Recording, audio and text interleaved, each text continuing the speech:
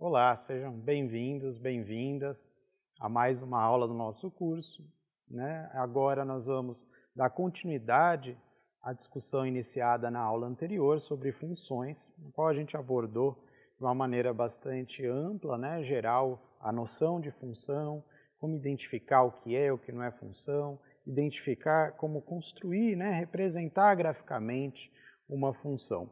E agora, nessa aula, nós vamos olhar com mais detalhes alguns tipos específicos de função, né? Então, vamos lá.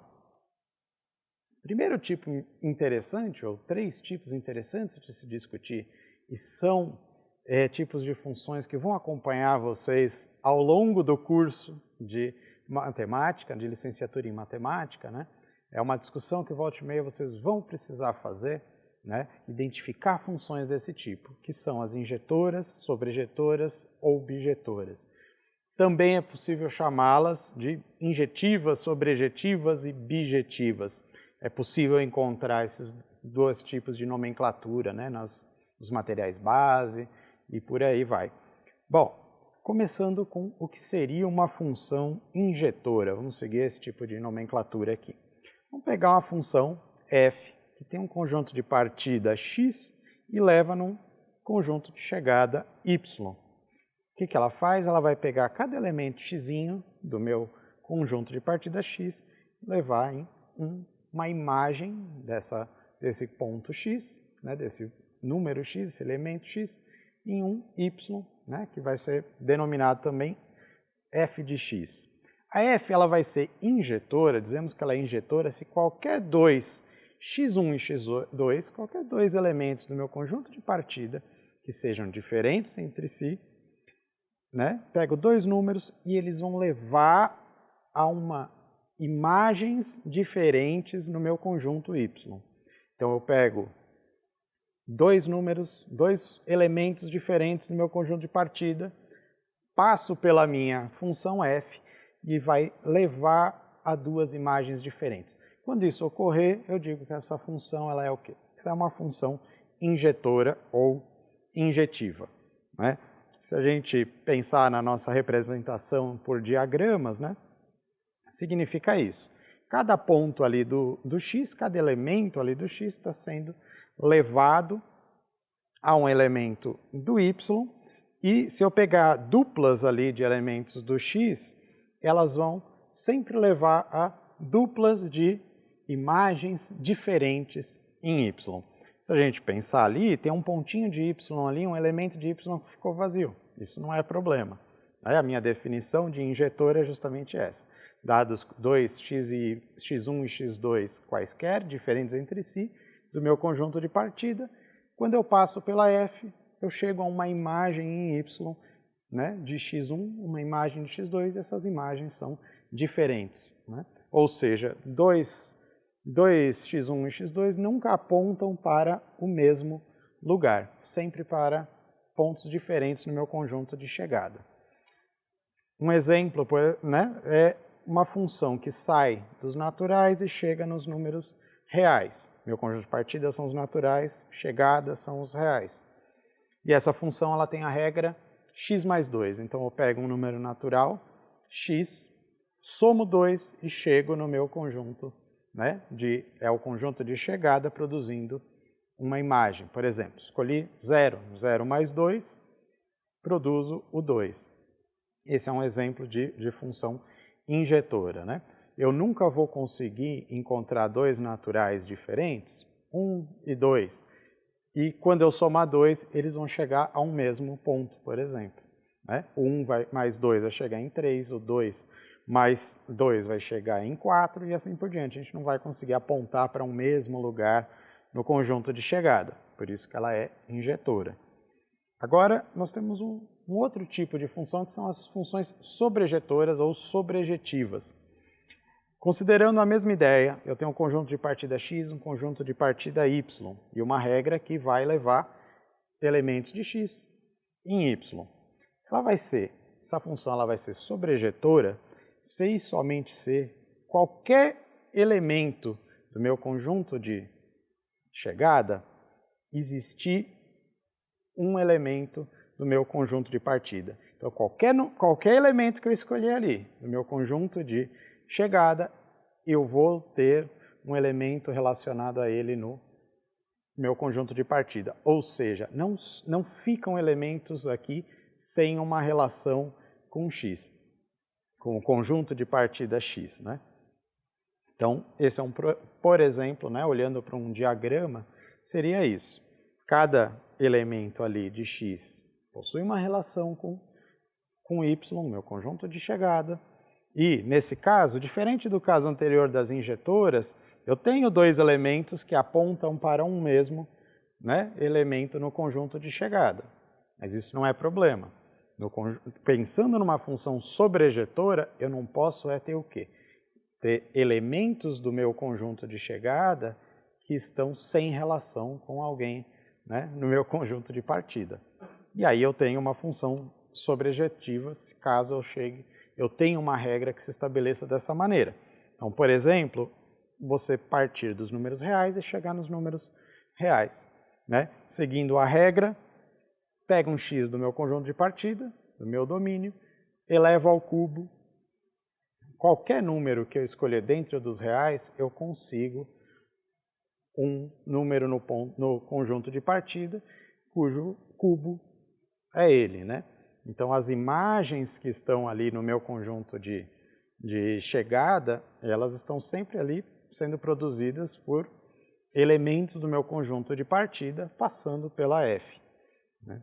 Então, de uma outra maneira, podemos dizer que o conjunto imagem numa função sobrejetiva, sobrejetora, ela é igual ao seu contradomínio, né? Todo o meu conjunto de chegada representa a imagem da minha função f, se ela for sobrejetora. E o que seria a função bijetora? Na verdade, a função bijetora, ou bijetiva, ela é uma função que atende aos dois critérios. Ela precisa ser injetiva e sobrejetiva, injetora e sobrejetora ao mesmo tempo. Se ela for as duas coisas ao mesmo tempo, então dizemos que ela é bijetora, né? Então, a cara geral dessa função bijetora, se a gente organizar isso como um diagrama, seria essa, né? Cada elemento de x corresponde a um elemento de y, não sobra ninguém em y sem uma correspondência e não partem, né? Dois elementos de x nunca apontam para um elemento, né, de y, né? É uma correspondência 1 para 1, uma correspondência biunívoca. Cada elemento do meu conjunto de partida vai se relacionar a apenas um elemento do meu conjunto de chegada e não vai sobrar ninguém no conjunto de chegada sem uma correspondência ali com o meu conjunto de partida x. Isso é uma função bijetora ou bijetiva, né? Um exemplo pode ser uma função f aqui, que leva dos reais até os números reais e que tem como regra de formação o f de x, ou o meu y, sendo 2x mais 1. Eu multiplico por 2 e depois somo 1. Qualquer número real e ele vai chegar dentro do número real, vai produzir uma imagem que é real. Isso são esses três tipos de função e que vai ser sempre necessário em uma diversidade de teoremas, de resultados, de verificações, né, que são necessárias dentro desse curso, nós vamos fazer, mas em outros cursos, em outras disciplinas da licenciatura em matemática, vai ser necessário verificar se essa função é sobrejetora, se ela é injetora, se ela é bijetora. Então, são funções interessantes da gente sempre compreender e discutir. Agora, outros tipos de funções, né? Por exemplo, função constante. Uma função constante nada mais é que uma função que para a qual a imagem é sempre um certo número, um certo valor constante. Aqui nesse nosso caso, dissemos que ele é k, com k pertencente aos reais. Em termos de diagrama, o que isso significa? Todos os elementos do meu conjunto de partida vão levar aonde? Sempre a esse número, esse mesmo elemento, que é o número k, um número real k. O gráfico, né, por exemplo, dessa função, uma função que pode ser um exemplo, né, f de x igual a 2. Então, todo número x do meu domínio, todo o valor do meu domínio x, quando eu passar pela f, vai produzir uma imagem que é igual a quê? Nesse exemplo, 2. O gráfico ficaria assim, uma reta passando por 2, paralela ao eixo x. Se nós pensarmos, né, qualquer número aqui, qualquer valor de x desse meu domínio dentro do eixo, quando eu levar até a minha função, vai obter que valor? 2. Então, não importa, qualquer número real que eu passar por essa função constante vai ser valor 2, né? Que é nosso exemplo, é um k, qualquer k constante, né, pertencente aos reais. Outro tipo de função bastante comum, bastante utilizada para a gente modelar uma série de situações é a função afim, né? E nós vamos ver ali a ideia de função linear, já vamos entrar nessa discussão, né? Se é afim, se é linear, o que que é? Qual que é a formulação, né? Uma definição. Então, se eu tenho uma função que leva dos reais aos reais, ela é dita afim se para qualquer x do meu domínio, né? Do meu conjunto de partida, meu f de x tem o formato ax mais b, sendo a e b números reais. É uma coisa para se pensar. A pode ser zero, né? Se A for zero, vê o que acontece. 0 vezes x, zero. O que viraria essa minha função? Ela viraria f de x igual a b. Voltamos ao caso da função constante. Então, a gente precisaria adicionar aqui, o a e o b são números reais, mas esse a não pode ser zero, senão eu volto ao caso da função constante. Então, um exemplo de função afim é uma função f, vamos supor aqui, que leva dos reais até os reais, cuja regra dela é, eu pego valores de x, meu conjunto de partida, multiplico por 2, subtraio 1, 2x menos 1, e chego, produzo imagens no meu conjunto de chegada, que são os reais. Isso aqui é um exemplo de uma função afim. Qual seria a cara dessa função, né, graficamente? Para a gente produzir esse gráfico, vamos pensar um pouco alguns valores chaves, alguns valores bons para a gente poder desenhar ou pelo menos esboçar esse gráfico, né? Para isso, nós podemos estabelecer assim uma tabelinha em que nós vamos colocar x, y, né, que são os f's de x, as imagens de x, e numa outra coluna que nós vamos pensar os pares ordenados, né, de x e y. Bom, um ponto interessante para a gente é o x igual a zero, né? X igual a zero significa algum ponto aí que eu vou substituir. É um ponto, né, que tem aqui a coordenada x igual a zero. Como eu faço? Vamos substituir x por zero na nossa equação, ali na nossa expressão. 2 vezes 0, 0, menos 1, 0 menos 1, menos 1. Então, quando x é zero, o y é menos 1. Quando x é zero, ele, passando por f, eu produzo uma imagem em y que é menos 1. É isso que a gente está fazendo. E se agora não mais o meu x é zero, e se eu disser que o y é zero? Bom, se y é zero, eu tenho 0 igual a 2x menos 1. Resolvendo essa equação, temos que x é meio. Ou seja, se eu pensar o ponto meio, quando eu passar pela minha função, eu vou obter uma imagem que é zero. Vamos colocar esses pontos aqui no meu plano cartesiano. Então, nós temos o ponto 0 menos 1 aqui embaixo, né, cortando o eixo y. Por quê? Porque é um ponto em que a coordenada desse ponto x é sempre zero, né? E o y é menos 1. E o meu outro ponto em que o y, na verdade, é zero e o meu x é meio. Como eu estou pensando dos reais até os reais, eu consigo povoar essa reta inteira. A função afim e linear, ela tem essa cara, é uma cara de uma reta, né? Eu estou aqui falando função linear, função afim, como se fosse tudo a mesma coisa. E a gente vai entrar nessa conversa agora. É ou não é a mesma coisa, né?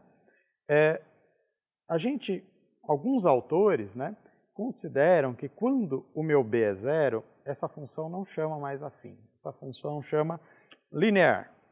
E qual seria a cara? Ela continuaria sendo uma reta, porém, como o meu b é 0, essa reta passaria sempre pela origem.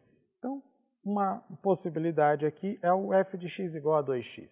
Vamos trabalhar um pouquinho aqui com esses pontos, de novo, fazendo a mesma estratégia, o mesmo raciocínio. Escolhe x igual a 0, calcula o quanto seria y. Escolhe y igual a 0, obtém o x. E temos esses pontos aqui, né? E organizando, né? Montando esse gráfico, nós teremos essa reta aqui, passa pela origem, né? Por quê? Se x é 0, 2 vezes 0 é 0. Então, quando x é 0, meu y é 0. Para qualquer que seja a minha regra da minha função. E esse tipo de função, que é uma reta, mas que passa ali pela origem, costuma se chamar de linear. Agora, é bastante comum também, alguns autores, não fazer essa distinção, se é linear ou se é afim. Toda função que tiver essa cara ax mais b, ela é chamada de afim, né? Não se faz muito essa distinção. Como o material base que nós estamos adotando não faz essa distinção, e mais ainda, ele faz até uma piadinha com as pessoas que querem fazer essa distinção, nós vamos seguir coerentemente com o material base e vamos manter como se fossem sinônimos. Mas é bom saber que existe essa diferenciação entre o que é uma função afim e uma função linear.